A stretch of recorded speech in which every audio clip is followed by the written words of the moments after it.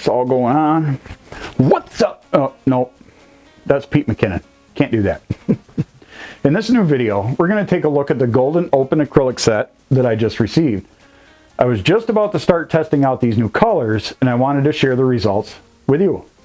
Make sure you stick around to the end, because I will also share with you an easier way to explore this medium on canvas without breaking the bank. So roll that intro.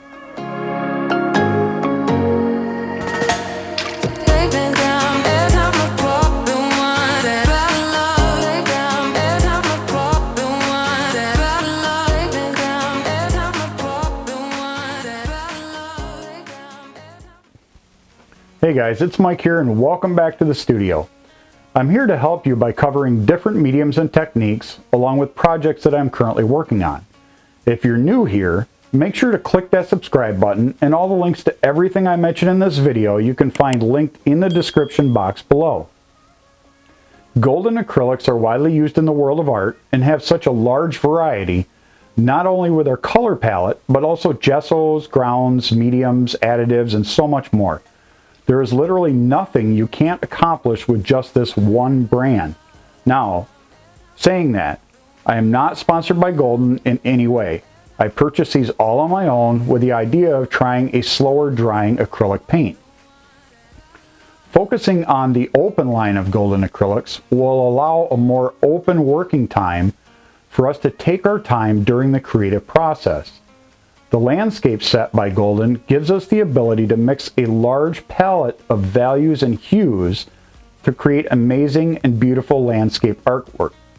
With this set, we're going to focus on the three primary colors and see what kind of secondary color palette we can obtain. So, let's get started. Alright, we're going to add some cadmium red light here.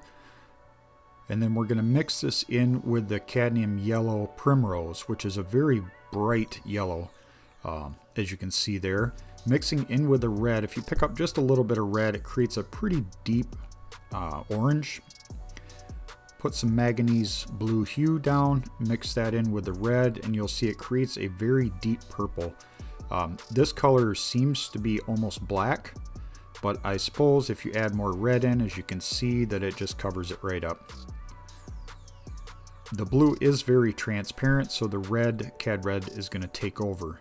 So we're going to take the manganese blue hue, mix it in with the cad yellow Primrose, and as you can see we get a beautiful green tone. Use that for foliage. Add a little more yellow up into the cad red light, and we get a variety of oranges, which is really nice. That yellow is going to work really well for foliage. So now I'm going to add alizarin crimson, and then I'm going to follow up with ultramarine blue here. And then I'll load up the yellow ochre so we can mix these three and see what kind of values we get out of these. Now mixing this with the alizarin crimson gives you a very rustic color, which would work good for like fall foliage to create those subtle warm colors. But mixing the ultramarine blue in with the alizarin crimson, you get a very deep violet color. And the yellow ochre with the ultramarine blue, well, as you can see there, it doesn't do much of anything. Again, maybe some fall foliage, some old rustic wood. So I'm going to do a different test from a different angle. The cadmium yellow Primrose, and then we'll load up the cadmium red light. I went a little heavier on this one to see the difference. And you get that beautiful orange color, whether fire in the sky or a nice yellow in a sunset would work perfect for this.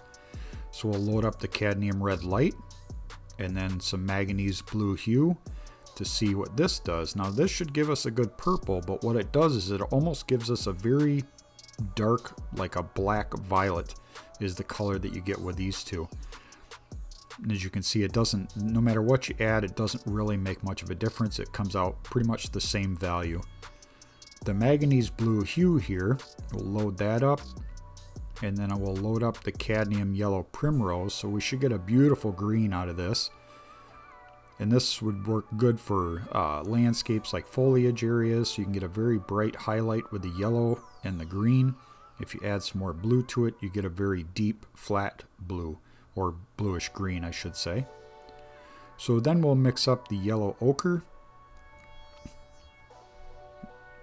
Got the yellow ochre there and the alizarin crimson hue. We'll use that and mix those two together, and we'll see that this color creates a very muted brown tone. You add more yellow ochre to it, it's like a rustic reddish brown, which would work good for a lot of different things. We'll use the alizarin crimson hue mixed in with the ultramarine blue. Now this is where you'll get that really deep violet, almost a black violet, which would work good for shadows and shading. Then we'll mix the ultramarine blue with the yellow ochre. And again, this gets that really odd, very odd color when you mix the two together, almost like a regular brownish blue.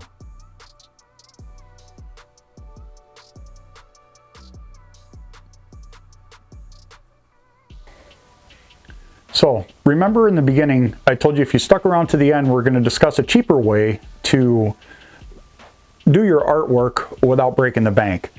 So what I found here is Master's Touch. You can get these at Hobby Lobby. I'm sure Michael's has them too. This is just a canvas pad. Now keep in mind that this is a cotton canvas. This is primed and it's a premium canvas. You get 10 sheets in this one. This one is a 9x12. And they also have much larger ones. Now, they say $8.99 on the thing here, but if you get them on a 50% off sale, you can get them for $4.99. Or excuse me, no, 9 be $4.50. So you get them about $4.50 each if you get them on the 50% off. If you use their coupon for 40% off, you can get them a little bit more expensive, but they're still not $9. Now keep in mind that there is 10 sheets in here. What you can do is, let's say you're doing an 8x10. Well, you have a 9x12 primed canvas, so it's pretty much raw and it's ready for you to use. The only thing I suggest is that once you get it glued up onto a hardboard, that you go ahead and put a light coat of gesso on it and then lightly sand it down once it's dry. That'll help give you a little more tooth to your canvas. So you have this, and then you can use a couple of different things. Sorry for the noise there. You can use something like this. I don't know if you can see this. This is kind of one that I had that I was using to cut on until I got a cutting mat. But this is an 1/8 inch MDF board. Now if you have the ability, you can cut these down to size, either 8x10 or 9x12 or whatever. With the canvases, you want to, sorry, I had something going wrong with my phone there. What you want to do is cut these down if you can. Now keep in mind this is MDF, so this is not archival unless you seal it. This will absorb moisture extremely fast. So to seal it, you can either use like a light polyurethane or acid-free PVA glue.